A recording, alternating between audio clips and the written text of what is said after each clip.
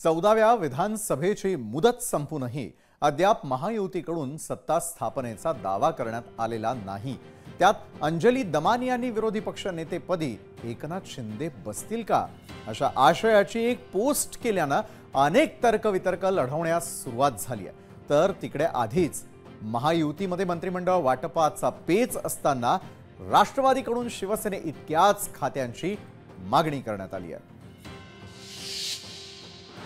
भारतीय जनता पक्षाचे प्रदेशाध्यक्ष 5 तारखेला यादी तारीख जाहीर करतात आणि आझाद मैदानावर शपथविधीची तयारी सुरू होते, मंडप घातला जातो, कार्पेट टाकले जातात। हा काय प्रकार? सरकार स्थापनेचा दावा नाही, राज्यपालाचं निमंत्रण नाही, तरीही आझाद मैदानावर तयारी सुरू आहे। मी वारंवार म्हणतो या ठिकाणी आम्ही असतो आणि एवढा उशीर झाला असता तर राष्ट्रवादी राजवट लागली असती। महाविकास आघाडीमधील एकाही पक्षाकडे विरोधी पक्ष नेते पदाची खुर्ची मिळण्या इतकं देखील संख्याबळ नाहीये आणि त्यामुळे विरोधकांची स्पेस खाण्याची महायुतीची तयारी सुरू आहे का अशा चर्चा राजकीय वर्तुळात रंगलेल्या आहेत। आणि अशातच सामाजिक कार्यकर्त्या अंजली दमानिया यांनी एक्स या आपल्या सोशल मीडियावरती ट्विट करत खळबळ उडवून दिली।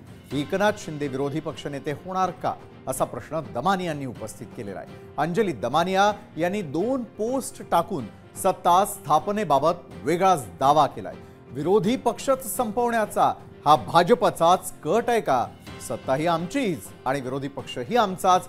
गावी जाणं, ताप येणं, पुन्हा घरी येणं, पुन्हा बरं न वाटणं ही भाजपची स्क्रिप्ट वाटत असल्याचाही संशय दमानिया यांनी केलेला आहे। दरम्यान याच संदर्भामध्ये अंजली दमानियांनी एकनाथ शिंदेंबाबत केलेली एक पोस्ट आधी आपण पाहूयात त्या काय म्हणतात।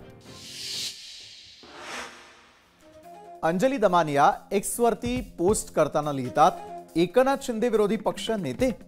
परवाच संध्याकाळी आमच्या काही कार्यकर्त्यांना मी एक पत्रकार भाऊंशी झालेला संवाद सांगत होते। 4 दिवसांपूर्वी पीसी घेऊन भाजपला समर्थन देणारे शिंदे अचानकपणे गावी गेले। मग ताप काय आला, मग घरी काय आले? दाल में कुछ काला है अशा प्रकारची शंका त्यांनी उपस्थित केली आहे। ते पत्रकार मला म्हणाले की भाजपचीच रणनीती असेल की यांना विरोधी पक्षात बसवावं, त्यांना हवे नको ते सगळं पुरवलं जाईल आणि विरोधी पक्षनेता पण ह्यांचाच, बाकी सगळं साफ। तसंच होताना दिसू लागलेलं आहे अशी शंका त्यांनी एक्स पोस्ट मध्ये यावेळेला व्यक्त केलेली आहे। आणि याच संदर्भामध्ये एकंदरीतच आपण पाहतोय की दरम्यान आणखी एक एक्स पोस्ट दमानियांनी केलेली होती आणि त्यानंतर भाजप संदर्भामध्ये काय म्हणण्यात आलेलं आहे, भाजपची पोस्ट काय सांगते ती पाहूयात।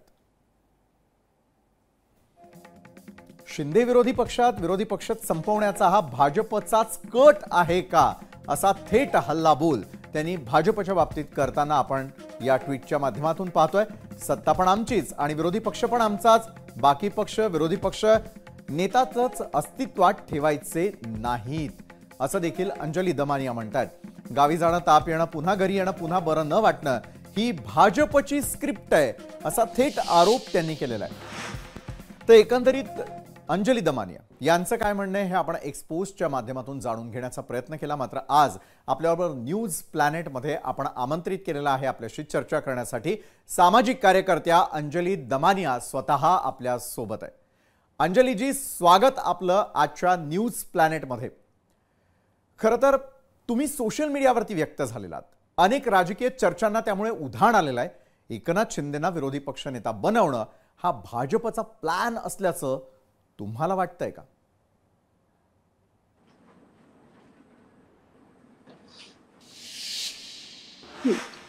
कसं आहे की भाजपची सध्याची काय जी स्थिती त्यांनी लोकशाहीची करून ठेवली ती आधी आपण सगळ्यांनीच बघितली आहे की पूर्वी तर ते ईडी सीबीआय सगळ्यांना मागे लावून सगळ्यांना आपल्या पक्षात घ्यायचे। हळूहळू त्यांनी पक्ष समोरचे विरोधी पक्षच फोडायला सुरुवात केली होती आणि त्यानंतर आता निवडणुकीनंतर खरं तर सरकार इझिली त्यांना एका दिवसात स्थापन करता आलं असतं। शिंदे त्यांच्याबरोबर होते, अजित पवार देखील होते, पण त्याच्यानंतरचा जो टर्न ऑफ इव्हेंट्स होतोय आता बघा, आधी आपल्याला सगळ्यांना प्रेस कॉन्फरन्स आहे आणि काहीतरी शिंदे मोठी घोषणा करणार वगैरे वगैरे सुरू होतं आणि त्या 5-6 दिवसापूर्वीच्या प्रेस कॉन्फरन्समध्ये देखील शिंदे क्लिअर कट म्हणाले होते की नाही नाही माझा मोदी आणि शहा यांना पाठिंबा आहे. तर खरं तर सगळ्यांना आश्चर्यच वाटलं की बाबा तुमचं इतकं खुल्लपणे तुम्ही जर म्हणताय पाठिंबा आहे, तर मग अचानकपणे आपल्याला कळलं की ते गावी निघून गेले आणि ते गावी निघून गेले त्यावरही सगळ्यांना आश्चर्यच वाटलं, कारण अगदी एवढं सगळं चाललेलं असताना अचानकपणे ते गावी गेले. मग कळलं की त्यांना 105 ताप आहे. डॉक्टर्स येऊन गेले.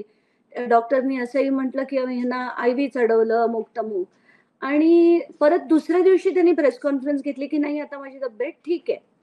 अ, तिसऱ्या दिवशी परत कळतं की नाही ते पुन्हा पुन्हा आता ठाण्यात आले आणि त्यांची प्रकृती बरी आहे. परत कळतंय की नाही आता परत त्यांना बरं नाहीये आणि हॉस्पिटलमध्ये ॲडमिट केलंय. तेव्हा मी एका पत्रकारांशी चर्चा करत होते की काहीतरी यांचं शिस्त आहे. काय ते कळत नाहीये. थोडंसं गडबडच वाटतेय. तर तेव्हा ते पत्रकार असं म्हणाले की नाही ही मोठी आता एक वेगळी थिअरी चालू आहे आणि त्याच्यात असंच वाटतंय की हा भाजपचाच डाव आहे आणि हे मुद्दाम केलं जातंय की विरोधी पक्षच मुळात संपवायचा.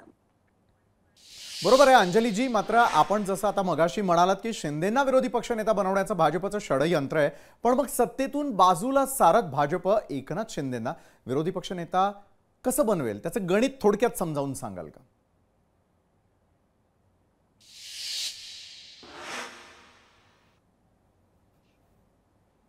नाही नाही नक्कीच, कारण आत्ताच्या घटकेला भाजपकडे 132 सीट्स आहेत आणि त्या व्यतिरिक्त अजित पवारांच्या ज्या आहेत त्या 40 का 41 सीट्स आहेत.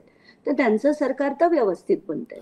आता शिंदेंनी असं दाखवायचं की बाबा मला हे मान्य नाहीये आणि मी का तर आधी एक तर ते बाहेरून सपोर्ट देऊ शकत होते, पण जर मान्यच नाहीये आणि आम्हाला होम मिनिस्ट्रीच हवी होती असं म्हणून जर ते बाहेर थांबले तर क्लिअर कट म्हणजे त्यांना विरोधी पक्ष 57 सीट आहेत त्यांच्याकडे, त्यामुळे त्यांना ते क्लिअर मिळू शकतंय आत्ताच्या घटकेला. म्हणजे विरोधात सुद्धा आपल्या जर कोणी बोलणार नसेल, आपलाच माणूस जर समोर असेल तर 5 वर्ष सगळा आनंदी आनंदच आहे ना. बरं, आनंदी आनंद असेल असं तुम्ही यावेळेला म्हणतायत. मात्र या क्षणी आपल्यासोबत शिवसेनेचे आमदार भरत शेठ गोगावले देखील आपल्यासोबत जोडले गेले आहेत.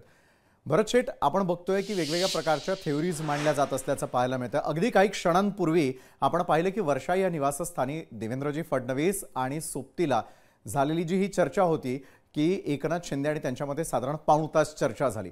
पण दुसरीकडे जी थेअरी आता अंजली दमानिया यांनी मांडलेली आहे त्यामध्ये काही तथ्य आपल्याला वाटतं का? विरोधी पक्षनेतेपदी एकनाथ शिंदे असं नाही वाटत आम्हाला काय, आणि असं वाटण्याचं कारण काय तर त्यांनी कुठून हा शोध लावला ताईने तो का आम्हाला कल्पना नाही. परंतु ज्या शिंदे साहेबांच्या नेतृत्वाखाली ही निवडणूक लढली गेली ते स्वतः विरोधी पक्ष नेते होतात हे हास्यास्पद आम्हाला वाटतंय. बरं, जे कोण बोलतंय ते, परंतु तसं काही नाही आहे. बरं भरत शेठ, आज महायुतीचं सरकार त्याच्यामध्ये आणि तिन्ही पक्ष आम्ही एकत्र, तिन्ही पक्ष तुम्ही एकत्र असल्याचं म्हणताय. वर्षा या निवासस्थानी पार पडलेल्या बैठकीत दरम्यान नेमकी काय चर्चा झाली? फॉर्म्युला तुमचा सत्तेसंदर्भातला ठरलेला आहे का? तो आम्ही सर्वस्वी शिंदे साहेबांवरती सोपवलेला आहे. त्यामुळे शिंदे साहेब जो निर्णय घेतील तो आम्हाला मान्य राहणार आहे. बरोबर आहे. मात्र शिंदेंची यापूर्वी असलेली नाराजी किंवा त्यांची तब्येत या संदर्भातले अनेक कयास आतापर्यंत लावले गेलेले होते. मात्र गिरीश महाजन यांनी केलेली शिष्टाई असेल, त्यांनी दिलेला निरोप, आणि त्यानंतर शिंदे सेनेलाही काहीतरी वाटत असेल, शिवसेनेलाही वाटत असेल की सत्तेमध्ये आपला योग्य मान राखला जावा, तो मान राखण्यासाठीचे प्रयत्न सुरू आहेत का? प्रत्येकाला असं वाटतं ना, का वाटू नये? कारण प्रत्येक पक्षाच्या प्रत्येक नेत्याला असं वाटतं की आपला प्रत्येकाचा मान सन्मान असावा, आपल्या सहकार्यांना मान सन्मान मिळावा, आणि आपण युतीतनं लढलेलो आहोत, युतीतनं एवढ्या सीट मिळवलेल्या आहेत, त्यामुळे प्रत्येकाची अपेक्षा राहील. चुकीचं काय नाही त्याच्यात. बरोबर आहे. भरत शेठ, मी आपल्याकडे पुन्हा एकदा येतोय आणि आपल्याबरोबर ही चर्चा आपण अशाच प्रकारे करत राहणार आहोत. मात्र गेल्या कित्येक दिवसांपासून मंत्रिमंडळ वाटपावरून मुख्यमंत्री पदाचं नाव घोषित होत नसल्याच्या चर्चा होत्या. त्यात आता राष्ट्रवादी काँग्रेसनं केलेल्या मागणीमुळे महायुतीमध्ये सर्व काही आलबेल तर आहे ना, असा सवाल सध्या उपस्थित होताना दिसतोय. कारण राष्ट्रवादी काँग्रेसलाही शिंदेंच्याच शिवसेने इतक्या जागा मिळाव्यात अशी मागणी आता छगन भुजबळ यांनी केलेली आहे. तसंच महायुतीमध्ये शिवसेनेपेक्षा राष्ट्रवादीचा स्ट्राईक रेट जास्त असल्याचं विधान भुजबळांनी केलं. त्यांच्या या विधानामुळे राजकीय वर्तुळामध्ये चर्चांना उधाण आलेलं आहे. शिंदे गटाने जास्त जागा मिळायला लढवायला त्यांचे जास्त निवडून आले. आमच्या गटाला त्या मानाने फार कमी जागा मिळाल्या, त्यामुळे आमचे निवडून आले. पण ज्याला स्ट्राईक रेट आपण म्हणतो त्याच्यामध्ये BJP 1 नंबरला आहे आमच्यामध्ये, आणि 2 नंबरला अर्थातच अजित पवार गट आहे, आणि 3 नंबरला शिंदे साहेबांचा गट आहे. थोडासा फरक आहे 2 नंबर 3 नंबरमध्ये. तर आमच्या म्हणणं असं की मग असं आहे की आमचा पण स्ट्राईक रेट चांगला आहे, तर तुम्ही त्यांच्या एवढीच आम्हाला पण जागा द्या, एवढंच आमचं मागणं आहे. आता शेवटी जे काय आहे ते सगळे नेते आहेत ते बसून ठरवतील. भरत शेठजी, राष्ट्रवादीचे ज्येष्ठ नेते छगन भुजबळ यांनी आता स्ट्राईक रेटचा मुद्दा उपस्थित केलेला आहे. खाते वाटपाचं गणित त्यामुळे बदलणार का अशी शंका उपस्थित होती. नाही, असं काय नाही. बघा, त्यांचं जसं अजित पवार दादांवरती जो त्यांनी विश्वास सोडलेला आहे तसं आम्ही पण शिंदे साहेबांवरती सोडलेला आहे. त्यामुळे हे तिन्ही नेते जे बसून ठरवतील. आता काय आहे, स्ट्राईक रेट काय, कसा आला, कशामुळे झालं, हे सगळ्यांना आपल्याला कल्पना आहे. तो भाग वेगळा आहे. परंतु ज्यावेळेला संख्याबळ जसं आहे त्या संख्याबळाच्या अनुषंगाने वाटप केलं जाईल असं मला वाटतंय. बाकी मुख्यमंत्री एकनाथ शिंदे साहेब, दोन्ही उपमुख्यमंत्री देवेंद्रजी, अजितदादा हे जे काय तिघं बसून ठरवतील ते शेवटी आम्हाला सगळ्यांना मान्य करावं लागेल. राष्ट्रवादी असतील, BJP असेल किंवा आम्ही असेल, आम्ही सगळेजण ते मान्य करू आणि हातात हात घालून काम करू. बरोबर आहे. मात्र पुढचा एक प्रश्न मला तुम्हाला या निमित्तानं उपस्थित करावासा वाटतो, तो म्हणजे महायुतीच्या विजयामध्ये असलेल्या मित्रपक्षांचा वाटा, त्याचा खाते वाटपामध्ये आतापर्यंत किती विचार केला जाणार आणि गृहमंत्री पदावरून सुरू असलेला गृह कलह यात किती सत्य आहे. हे आता मी मगाशी सांगितलं की हे आम्ही सर्वस्वी शिंदे साहेबांवरती सोपवलेलं आहे. बर, कुठली खाती घ्यायचीत, कुठली कोणाला द्यायचीत, काय द्यायचीत हे शिंदे साहेब ठरवतील, ते आम्हाला मान्य आहे.